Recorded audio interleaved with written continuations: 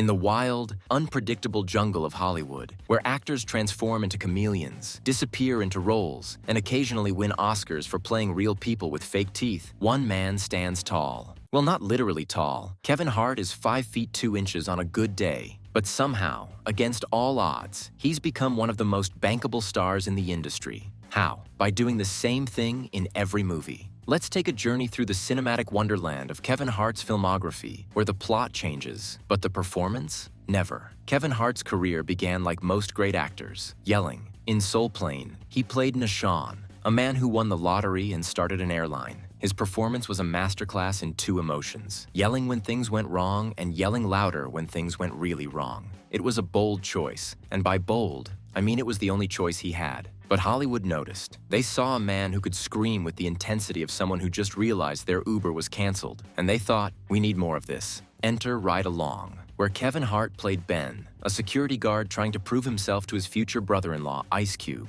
The formula was simple. Kevin Hart yells, Ice Cube glares. Kevin Hart yells louder, Ice Cube glares harder, and repeat for 90 minutes. It was a box office hit. Why? Because audiences love watching a tiny man scream at a giant man who could probably bench press him. It's the underdog story we never knew we needed. This formula was so successful that they made Ride Along 2, where Kevin Hart did the exact same thing, but in Miami. Innovation at its finest. Then came Central Intelligence, where Kevin Hart teamed up with Dwayne "The Rock" Johnson. The dynamic was perfect. The Rock was the calm, cool, and shirtless one, while Kevin Hart was the human equivalent of a car alarm. In one scene, The Rock carries Kevin Hart like a backpack. In another, Kevin Hart screams about how he didn't sign up for this. It was the same performance he'd been giving for years, but this time, it was next to a man who looks like he could wrestle a bear, and audiences ate it up. In Jumanji, 2017, Kevin Hart played Franklin Mouse Finbar, a video game avatar who was, you guessed it,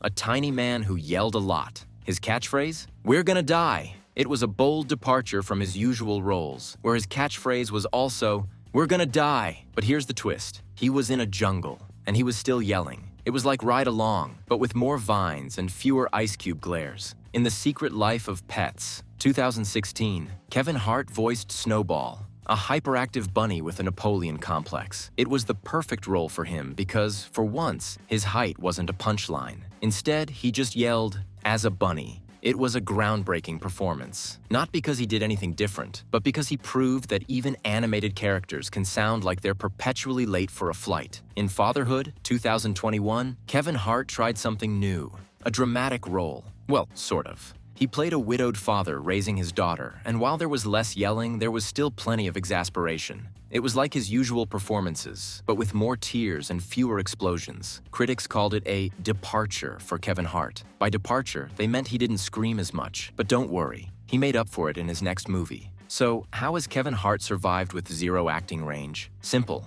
He found a formula and stuck to it. Here's the Kevin Hart playbook. Yell. Whether he's a cop, a dad, or a bunny, yelling is non-negotiable. Be the underdog. He's always the little guy in a big world, and we love rooting for him. Pair with taller co-stars, Ice Cube, The Rock, Jason Bateman. It doesn't matter who, as long as they're taller. And repeat. Why fix what isn't broken? Some might call Kevin Hart's lack of range a flaw. Those people are wrong. Kevin Hart isn't an actor. He's a brand. He's the human equivalent of a McDonald's Happy Meal. Predictable, comforting, and always satisfying. Kevin Hart shows up, yells for 2 hours, and goes home.